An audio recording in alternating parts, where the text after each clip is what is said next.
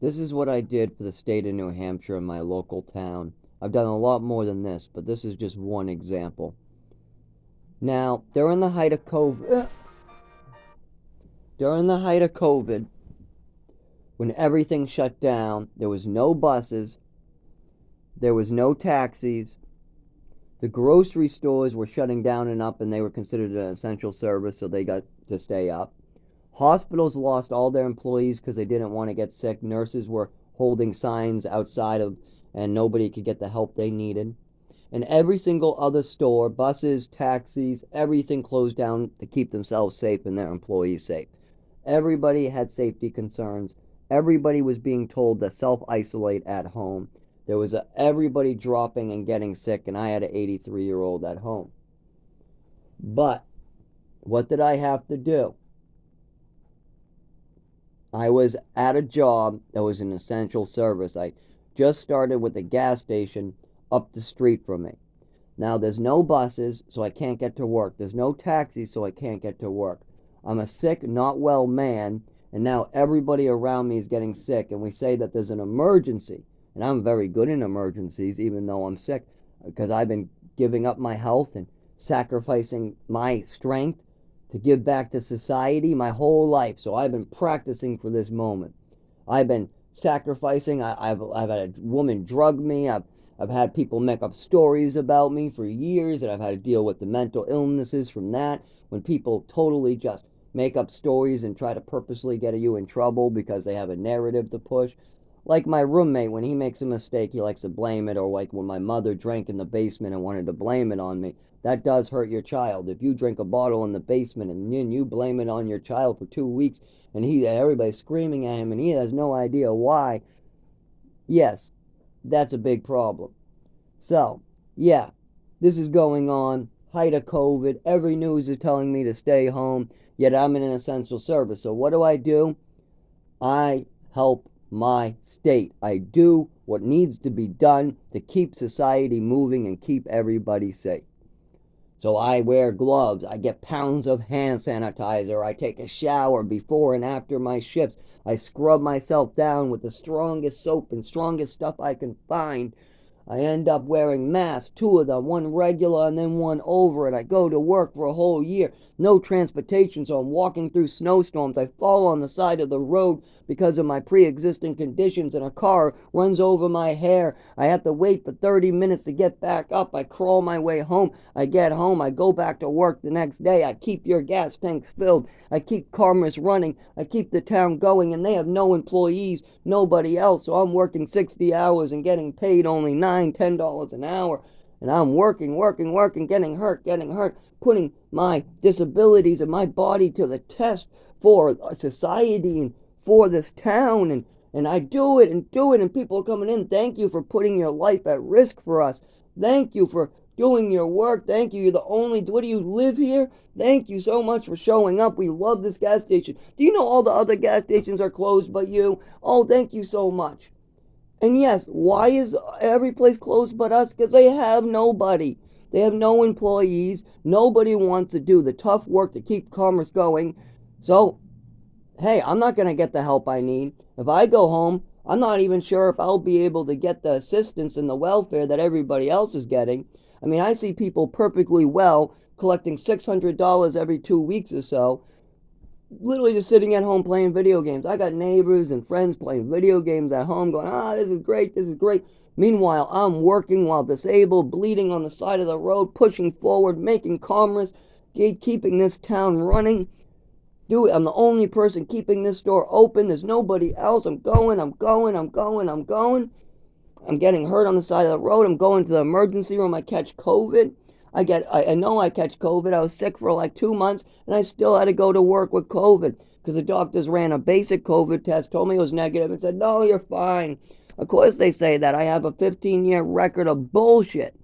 No, the proper way to get diagnosed for COVID, because there's so many strains, is you go back to the doctor multiple times. He matches the symptoms to make sure it matches COVID, and then he gives you a diagnosis on paper of COVID. A lot of the COVIDs that are out there don't show up on the basic crappy test, and the doctors know this, But thanks to my records that I have, there's no way I could have COVID for a year and go to the doctor 20 times, and I am still forced to go to work and spread it around because I am not entitled to health care like the rest of America. I had my health care taken from me at age 7 all the way up to 19. An evil, psychotic woman decided to take my health care away. So now when I catch COVID, I either have to have the COVID test pick it up right away, or I have to have COVID and work. So I did. I caught COVID. Nobody wanted to give me paperwork with it, so I went to work with COVID. I had to. There was no option. I would have been living in the woods. I put in a situation. So I masked up, gloved up, put the shield down, and plus I told my boss about it. She didn't care. She said, well, if you don't get a positive test or the doctor doesn't give you paperwork, then we need you to come in. Oh, well, I don't get a choice in the matter then either. So I show in sick. I puke in the can in front of customers. I look like I have COVID. The customers see I have COVID, but I'm the only gas station in town. I walk home sweaty and sick. I fall down on the side of the road, and I just get hurt and hurt and hurt. I do this for a year and a half. I finally get a little bit of the help I need. And what do I end up doing? I end up leaving that job and going to Cumberland Farms. But does the state, the town thank me for this? Did they say thank you for keeping our town running? Thank you for keeping all those tanks of gas full because you were the only person that could keep that gas store open while everybody else was on welfare and sick leave? I didn't collect a dime, and I've been disabled for 25 years. You're putting the disabled, you're making the disabled keep your country and state and your towns running? Why is a perfectly normal person on welfare playing video games making $800 a month, but yet I try to get any of these benefits and you tell me I'm screwed? No, go kill yourself some more. Why is a disabled person that's been shaking for 25 years, who can't form sentences, that falls down when walking, doing the work of 3 able-bodied men? Why is that? Why, when I go to the doctors, I can't get shit, but a perfectly able-bodied person can get Social Security? Meanwhile, I could be bleeding all over my body, have blood in my testicles, have my urine black, have 3 seizures in a row in a week, and yet I can't get a single bit of help or medical treatment? It took me years to figure out what was going on, too, and now that I know what's going on, I'm pissed off. Nobody should have their right to health care taken away in this way. This is psychotic behavior from my mother, and it needs to stop and be fixed. I cannot live a life of lies and manipulations, and the fact that we're still letting a dead woman's stories kill me and hurt me is ridiculous. When I go to the doctor with COVID and give them a list of symptoms and they can see those symptoms with their own eyeballs, I expect it to be written down on paper and I get treated like a patient. Instead, they look at my file, they see all this crazy crap my mother went with, and then they just don't even believe a word of it. Also, my mother went up and down with stories. So I have a disease that went away and then came back and then went away and then came back and then told it this way and that way. And it's also confusing. They can't believe a word of anything that comes out. Because, of course, every single thing in my file from age 5 to 20 is bullshit. And from age 20 to 23, I was brainwashed and going along with one of it. And from age 5 to 23, I didn't know that this was such bullshit because I was a child being brainwashed. So now, yeah, I have to work with COVID, with no transportation, while injured for 25 years, while being a disabled person. Meanwhile, able-bodied people stay home and play video games. And this is what our country is doing. They are literally putting disabled people to work because we can't afford attorneys or get the help we need. Meanwhile, wealthy individuals are sitting at home playing video games who are perfectly able-bodied. Maybe they just twist their ankle and they say that they can't walk no more. But yet they get it like this because they have money and they can use the system to their advantage. Why am I seeing all these? I mean, my ride home even said it himself. He's on Social Security. That's what he lives off of. He's using my money because his Social Security isn't paying enough bills. I have to pay him the taxi fee because the taxi's dropped off. So now a man on Social Security who is not as disabled as me, I have to give on my payroll to get me home from work. Yet I am 20 times more disabled than me. He even said it himself. He says, "You don't look good." He goes, "You should be on Social Security." Why aren't you on Social Security? And I hear this all the freaking time. "Ben, you're in bad condition. You shouldn't be working. Why aren't you on Social Security?" Oh, because my father wanted to play games and my mother was a lying, crazy woman that wanted to hide her illness. And then I was brainwashed and act crazy myself and didn't know what was going on. That's why. Now I'm forced to work with COVID, 60-hour shifts while everything else is closed, putting my life at risk, falling down on the side of the road, having cars run over my hair, walking miles in the snow in the winter with a disorder that I can't do that with, to keep Karmas running, and because I have no other options thanks to the situation my father and mother put me in. They literally set me up on purpose. My mother knew what she did because I was talking about it in Westford all the way up to age 10. So my mother took evasive action and did everything she could do to avoid responsibility. So she literally wanted to make sure that I would never get the help I need because then this might come out. And by spending 15 years doing that and me not having any money to undo it, yeah, I have a serious problem. I have a dead woman who spent 15 years fucking with my health care and trying to purposely make sure I couldn't get proper health care. Yeah, that's a big problem. And it affects every part of my life. And when this COVID hit, I was forced to work with COVID, sick for months. I was forced to get injured on the side of the road. I was forced to make my disabilities worse and destroy my body. I got pieces of myself I'll never get back. And on top of that, I get no thanks from the town, the city. The only people that thank me are the customers. Constantly, they thank me. Constantly. "Thank you for putting your life at risk for us. Every place else is closed. Nobody wants to work. But we see you open. You're working hard. You even look like you got COVID and you're still here." Yeah, they won't let me leave. What do you mean they won't let you leave? I mean, I've gone to the doctor several times. It's very clear I have some type of flu, and they don't want to write nothing down because of my big mess. I have a big spill that my mother and father made, and they don't want to clean it up. They don't want to get the mop. So I'm scraping it as much as I can because they spilt milk 25 years ago when I was 7. They left it there, let it rot in the cheese, and now I'm trying to scrape it up, but it's now a milk stone stuck to the frickin' laminate, and I'm trying to scrape my way away, but most likely I'm going to die and get old before I can scrape this milk off. Meanwhile, my father just needs to grab the mop and clean it up, and then I can move on with my life and stop scraping his mess up. But doesn't matter. He's not going to do that. I'm too late. I'm too sick. My body's now stacking up with 5 different problems, and I'm being forced to work with COVID, work long hours, or live in the woods. So no matter what, I'm screwed. But I just want people to understand what I do and what I give back. I take care of an 83-year-old sex offender to make sure the town is safe because he has a lot of type of illnesses that make him go delusional. And because of that, he is a registered sex offender. He loses his mind and he can be dangerous.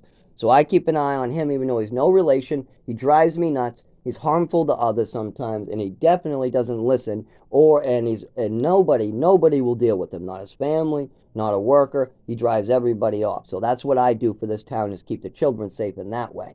I also keep the businesses running when nobody else wants to. When a business is about to shut down that's an essential service, they use me. I also don't collect any Social Security. I never have. Only my father has collected Social Security in my name. I have not got any day of good rest or good body in my life. I haven't had a healthy day. I don't get proper health care. And my insurance, I don't even get proper insurance. I don't. I get state insurance, and they literally just turn off my life alert bracelets and leave me on the side of the road to die. So my insurance could care less.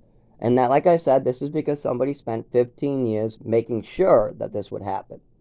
It's not like this was some confusion. And if you're wondering how this couldn't be caught on, one of the ways that she avoided responsibility as age 5 to 7, I was moved to Texas for about a year and a half. Then I was moved to New Mexico for a year and a half. Then we zoomed past Texas for a month, moved to Maine. Then we stayed from Maine for about 6 months. Then we moved to another place in Maine. Then we moved to another place in Massachusetts. Then we moved back to Maine. Then they moved me back to Massachusetts. Then they moved me to another town in Massachusetts. Then they moved me back to Maine. Then they moved me back to Massachusetts. Then we took a cruise to Florida. Then we went to Hawaii. Then we went to Venezuela. Back to Massachusetts, but put me in a different place in Massachusetts. No, I get to come home to Chelmsford. Nope. Now I'm in Lawrence. Okay. Then from Lawrence, my father makes a mistake, lies to Social Security, gets me thrown out of my rooming house, gets my Social Security screwed up and taken away, even though this rooming house is supposed to show me how to keep it, how to use it, how to pay an apartment for it. All that gone. So then I have to move back to another town in Massachusetts. And this is now I'm an adult. Now my mother's passing away.